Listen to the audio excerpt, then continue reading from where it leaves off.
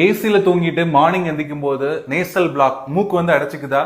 AC வந்து பெட்ரூமை cool மட்டும் பண்றதுல இந்த ஏரை வந்து நல்லா ட்ரை ஆக்கிரும். ரூம்ல உள்ள ஈரப்பதம், மாய்ஸ்டர், ஹியூமிடிட்டிலாம் வந்து நல்லா கம்மியாயிரும். இந்த மாதிரி ட்ரை ஆகும்போது நம்ம நேசல் மியூக்கோசா வந்து நல்லா டீஹைட்ரேட் ஆயிரும். இப்போ டீஹைட்ரேஷன் ஆச்சுன்னா உள்ள சிலியாலாம் வந்து ஒழுங்கா ஃபங்க்ஷன் ஆகாது.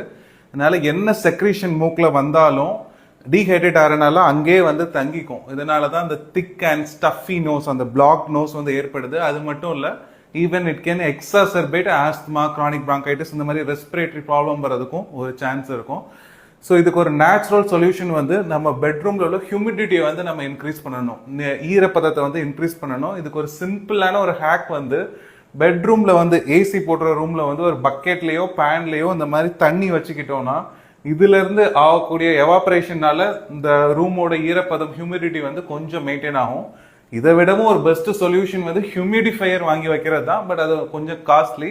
இது வந்து ஒரு சிம்பிளான ஒரு நேச்சுரல் வே. அடிக்கடி நேசல் பிளாக் ஏற்படக்கூடிய உங்க ஃப்ரெண்ட்ஸ்க்கு இந்த வீடியோவை ஷேர் பண்ணுங்க. இந்த மாதிரி சிம்பிளான ப்ராக்டிக்கல் டிப்ஸ்க்கு என்ன ஃபாலோ பண்ண மறந்துடாதீங்க.